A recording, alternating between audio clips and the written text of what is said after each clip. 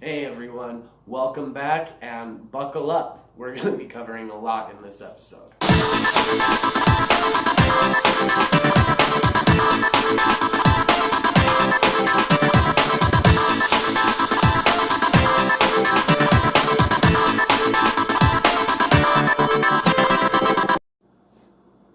Welcome back, guys. It is 3.14 today, so in honor of Pie Day, I thought it would be fun to find some plants that would go good in pies, as silly as it sounds. And most of my garden this year is going to be berries, so I figured it would be fun to show you the kind of setup that I'm thinking about doing, what kind of plans I have, what I'm wanting to put in, and give you some usual tips and tricks to help you get a container garden going.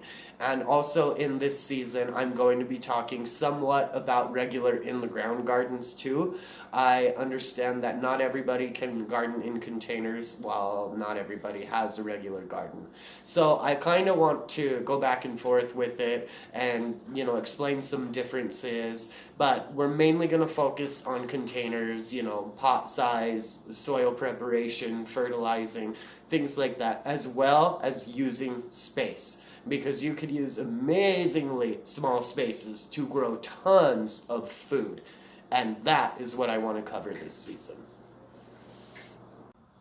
So for starters, I'm going to show you my patio right now, the way it looks right now, which sadly isn't very good at all. So we're going to have a lot of episodes and a lot of improvements that we get to do this year. But if you look right over here, this is the little setup that I have outside. It's not that grand, but it has a door. Come out onto the door, and this is the little patio.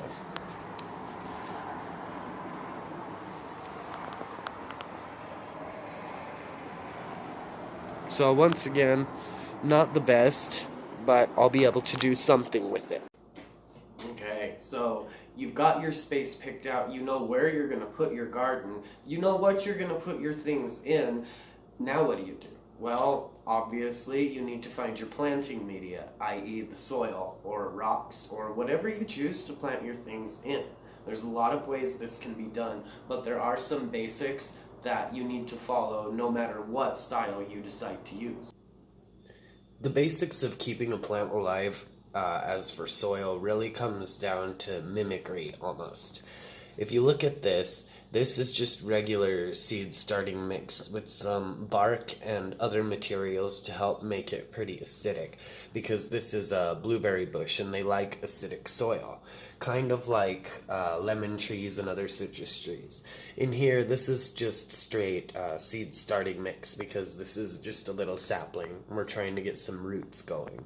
So basically what I'm saying is, if this were to be a plant that came from a really rocky mountainous region, you would obviously want really rocky mountainous type soil, so something that's going to simulate the environment from which it came. And when it comes to other plants like these aloes right here, they would come from more of a tropical place with lots of sand, where it's really dry, they don't get watered often, and usually when they do get watered, it would be a huge storm of some kind where they pretty much get flooded out and washed all over the place, and then it would cease and they would receive no water again for a while. So if you look at this, it's just a really dry, sandy potting mix. And I keep it really dry on purpose. I used to water this guy as often as I water my other plants, and it did nothing. As soon as I stopped, it started growing really fast right here. It grew these last 3 leaves in, and then it popped this guy up, and now it's got one down over there too. So, like this, if it's from a desert type environment, you'd want desert type soil and very infrequent watering. Soil type's also important for starting seeds, like this whole setup that I have over here. Now, immediately while they're in the pot, it doesn't matter so much what's going on in the soil, but when they start absorbing nutrients and things like that, it becomes really important. These are the same type of potting mix here. They're just a basic seed starting mix, because as soon as the seeds start sprouting, they'll be moved to their own individual containers to be sent out to the patio garden. And also in here, these are just little peat pellets with various seeds in them, like dog roses, haskaps, and cloudberries to be specific.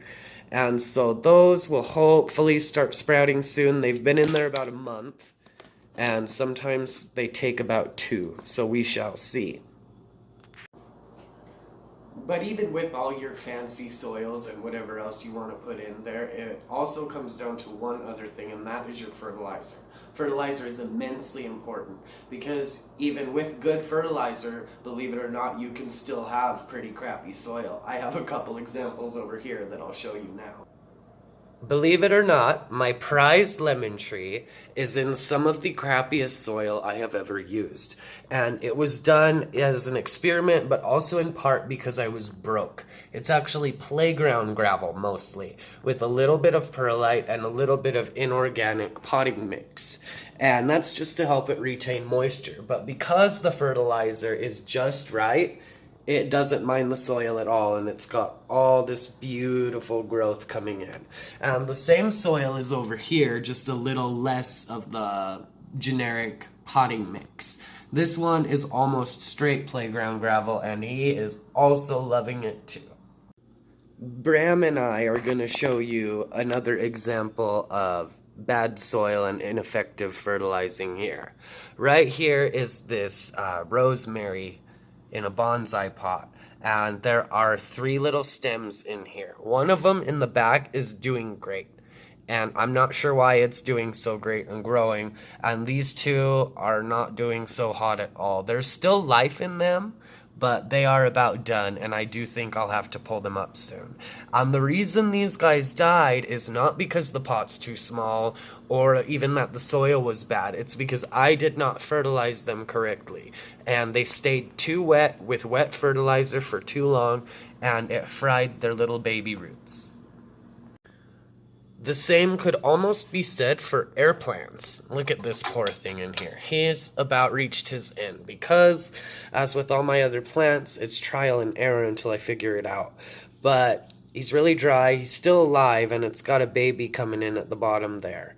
But they like infrequent watering as well, and there's special fertilizers that you can get for them that you dissolve in the water when you put them in.